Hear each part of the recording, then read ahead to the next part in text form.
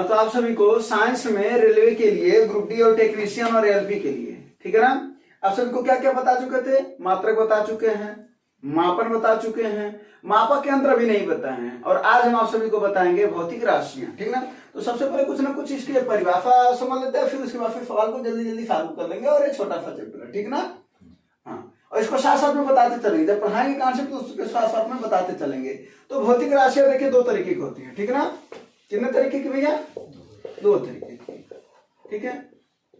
एक होता है अदिश राशि और दूसरा होता है सदिश राशि, ठीक है। इसको बोलते हैं वेक्टर और इसको बोलते हैं स्केलर, ठीक है ना। हाँ। तो देखो अब अदिश राशि सदिश राशि, अब अदिश राशि का मतलब जरा देखो, अगर इसमें बात करा जाए तो अ प्लस दिश, कुछ ऐसे ही कहोगे इसको, और यहां पर क्या कहोगे? स प्लस दिश, यही ना। अ प्लस दिशा यानी जिसमें दिशा नहीं होती है, दिशा नहीं हो, पहली बात, ठीक है ना। और इसमें क्या है? पहली बात दिशा हो, फ दिशा यानी दिशा के साथ दिशा हो, ये ना। अच्छा, एक चीज और होता है परिमाण, अब इसको भी समझ लेते हैं। यानी चाहे अदिश राशि हो चाहे सदिश राशि हो, दोनों में क्या जरूरी है? परिमाण जरूरी है। दोनों क्या जरूरी है? अब एक होता परिमाण और एक होता परिणाम, रिजल्ट होता ना। अब परिमाण और परिणाम में रिजल्ट क्या है, थोड़ा सा पहले उसको समझ लेते हैं, फिर अभी परिभाषा भी समझ लेते हैं। जैसे कि अगर हम मान लो बोल रहे हैं कि 20, ठीक है ना। अब ये 20 क्या, अगर हम भौतिक राशि में बात करें तो कहोगे, अगर हम तुमसे कहें 20 मीटर तो तुम कहोगे कि ये लंबाई है। अगर हम कहें 20 किलोग्राम तो तुम कहोगे द्रव्यमान है। अगर हम कहें 20 मीटर प्रति सेकंड स्क्वायर तो तुम कहोगे त्वरण है। कहेंगे 20 न्यूटन तो तुम कहोगे बल है। कहेंगे 20 जूल तो तुम कहोगे ऊर्जा है, ये कहोगे ना। तो ये जो 20, और अगर हम यहां पर आगे लगा रहे हैं न्यूटन, तो 20 न्यूटन, ये 20 न्यूटन क्या है? तो यह है पूरा का पूरा परिणाम। क्या भैया?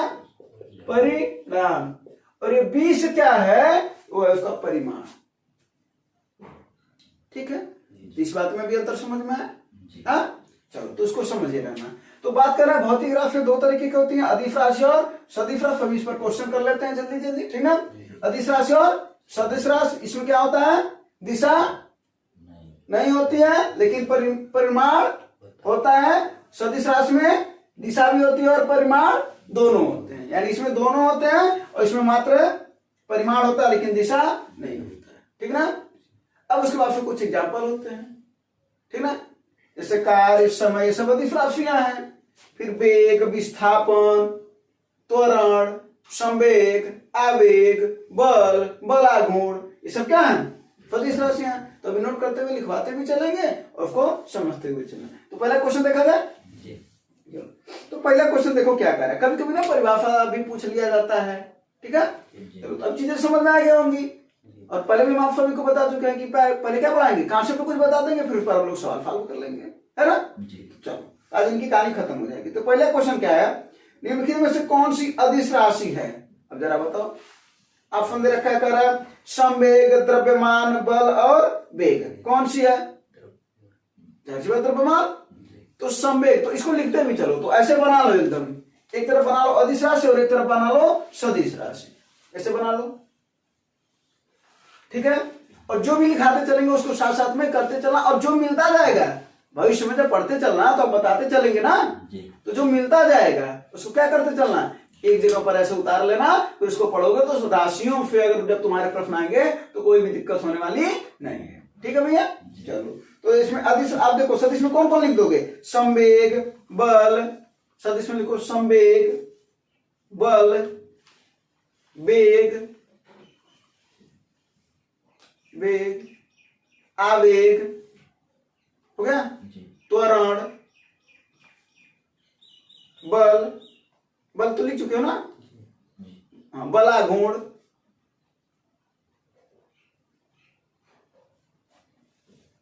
ठीक है। तो ये सब अपना ऐसा लिखते हैं। अब इसमें लिख लो, हाँ इसमें लिख लो, हाँ विस्थापन लिख लो, विस्थापन उसमें सदिश राशि में विस्थापन, ठीक है। तो इसमें लिख लो, इसमें कुछ लिख लो, अरे क्या नाम है, हाँ पहले द्रव्यमान लिख दो, लंबाई, दूरी, द्रव्यमान तो लिख ही चुके हो, कार्य, समय, क्षेत्रफल, आयतन, ये सब अधिक राशि में लिख चुके हैं। हाँ तो ये सब चीजें लिख लेना, ठीक है ना। अब फिर सामने आता रहेगा, बताते रहेंगे, ठीक ना। हाँ। और चाल लिख लो, चाल, ये भी पूछता है, चाल, आवेश, आवेश, आवेश, हो गया। चलो तो ये हो गया। तो पहला क्वेश्चन क्या कर रहा है, इसका आंसर मिल गया होगा ना जी, बोलो। तो पहले क्वेश्चन का आंसर क्या है, कह रहा है कि निम्नलिखित से कौन सी अदिश राशि, कौन सी अदिश राशि है, द्रव्यमान है, कोई दिक्कत है क्या। और पूछेगा किसे कहते हैं, तो परिभाषा तो पता ही नहीं है। चलो अगली बात करते हैं, कह रहा है किसका केवल परिमाण है ना, मैग्नीट्यूड है, परिमाण है लेकिन दिशा नहीं, बताओ किसका परिमाण हो लेकिन दिशा नहीं हो तो कौन सी राशि कहलाएगी, क्या कहलाएगी। तो इसका उत्तर क्या हो जाएगा, अब तो परिभाषा पूछ चुका है, पूछा ना, वो कब पूछा, देखो रेलवे ग्रुप डी वाले पूछा, 2018 वाले में पूछा ना जी, देखो समझे। चलो तो ये चीजें लिख लिया ना। और सदिश राशियों में क्या लिखे हो, शक्ति लिखे हो, शक्ति अदिश में, अदिश में, अदिश में शक्ति लिख लो, ठीक है। और विद्युत प्रवाह वो तो लिखो नहीं, विद्युत, हाँ विद्युत प्रवाह लिख लो, अदिश में विद्युत प्रवाह। ऐसे ही कालम अपना बना लेना सभी लोग, ठीक है। हाँ चलो अगला क्वेश्चन जरा देखो क्या कर रहा है कि एक वेक्टर राशि में परिमाण और दिशा दोनों होते हैं, सही बात है। वेक्टर क्वांटिटी में परिमाण और दिशा दोनों होते हैं, सही बात है, कह रहा है। और अदिश राशि में केवल परिमाण होता है, दिशा नहीं होती है, ये तो परिभाषा की बात कर रहा है। तो पूछ क्या रहा है, जरा देखो रेलवे ग्रुप डी का प्रश्न है ये, तो पूछ क्या रहा है, तो इनमें से कौन सी अदिश राशि है, यानी अदिश राशि कौन सी है। अब देखो दाब है, विस्थापन, विस्थापन कैसी राशि बताओ, सदिश राशि, अभी भी बताएं तो विस्थापन सदिश में लिखे भी हो गए। फिर अगर ऑप्शन है बल, बल भी सदिश राशि में लिखे हो, संवेग भी सदिश राशि में लिखे हो, तो क्या बच रहा है, दाब, उसको भी नोट कर लो। यानी दाब किसमें नोट करोगे, अदिश राशि में, तो इसका आंसर क्या हो जाएगा, दाब, ठीक ना। ऐसे तो बता चुके हैं उधर, दाब बराबर बल बटा क्षेत्रफल, दाब का मात्रक क्या होता है, हाँ सब बता ना, न्यूटन प्रति मीटर स्क्वायर, बोलो। फिर वायुमंडलीय दाब भी बताए थे, बोलो बताते ना। तो सब चीजें तो बता दी है, और सब सामने जब आता जाएगा चैप्टर वाइज तो सब बताते चलेंगे, ठीक है। कोई चीज नहीं छोड़ेंगे, जो परीक्षाओं में प्रश्न पूछा गया है और जो पूछा जा सकता है उस सभी प्रश्न के साथ चला जाएगा, ठीक है ना। हाँ तो इसमें लिख चुके ना। हाँ चलो, हाँ अगला देखो क्या करा, अगला जस्ट क्वेश्चन करा, सबसे उचित विकल्प चुना, ठीक है चुन लेंगे भाई, है ना।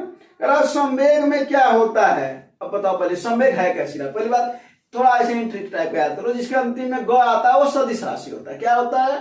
तो कौन कौन सा हो गया, संवेग, कौन कौन सा हो गया लिखना पड़ेगा, क्या संवेग, फिर आवेग, फिर वेग, ग आ रहा ना, इससे कौन सी राशि हो जाएंगे भैया, सदिश राशि हो जाएंगे। और सदिश राशियों में क्या है, दिशा भी है और परिमाण भी है, बोलो। तो क्या पूछ रहा है, संवेग में क्या होता है, बताओ क्या होगा, परिमाण और दिशा दोनों होगा, इसका सी वाला ऑप्शन होगा, परिमाण और दिशा दोनों। बोलो कोई दिक्कत, परेशानी, समस्या। चलो ठीक है, ये सब तो हो गया। हाँ ऊर्जा को लिखे हो अदिश राशि में, कार्य ऊर्जा, कार्य तो लिखे होगे, ऊर्जा को लिख लो अदिश राशि में, ठीक है। तापमान लिखे हो अदिश राशि में, लिख लो। दूरी लिखे हो अदिश राशि में, हाँ वो सब तो लिखे हो, ठीक है।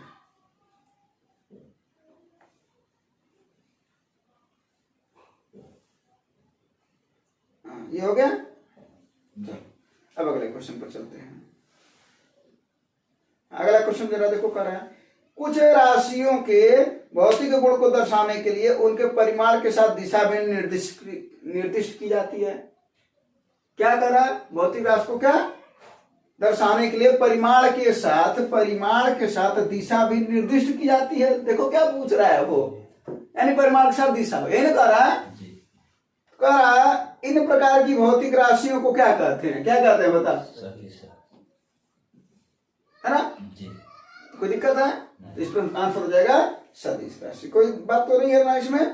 चलो चलो, तो ये सब क्वेश्चन हो गए, बाकी तो लिख चुके हो गए।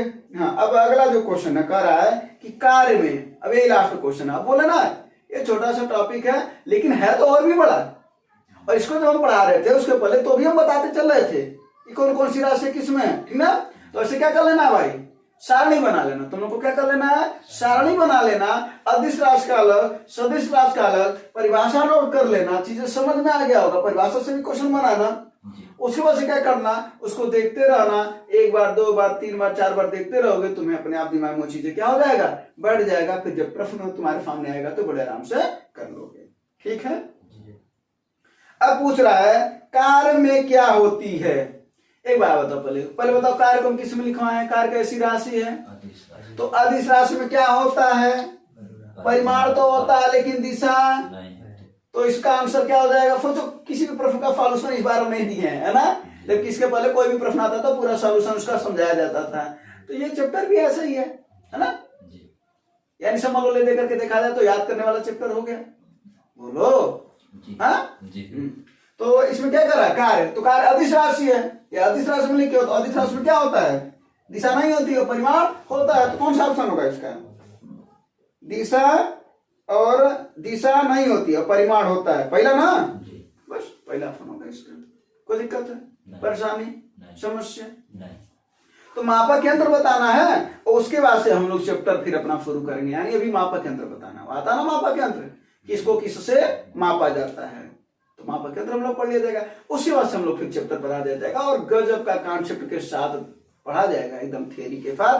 पहले थियरी समझाएंगे, फिर उसके बाद से उस पर सवाल, और कौन कौन से सवाल, प्रीवियस ईयर क्वेश्चन, और प्रीवियस ईयर क्वेश्चन के साथ साथ जो बन सकने वाले प्रश्न होते हैं, क्योंकि उसकी भी अगर हम उन्हीं प्रश्न को ना समझे कि जो बन सकते हैं, हो सकता है एग्जामिनर इस बार कुछ और सोच ले, है ना? तो उसकी भी हम लोग कोशिश करेंगे कि उन सब चीजों को भी कवर कर सके, ठीक है? हाँ, तो उसके बाद फिर चैप्टर आएगा कार्य, तो अभी थोड़ी सी दूर है, यानी अभी मापक यंत्र पढ़ाएंगे। और आप लोगों को भी अगर समझ में आएगा तो अपने दोस्तों के पास शेयर जरूर कर दीजिए। धन्यवाद, जय हिंद।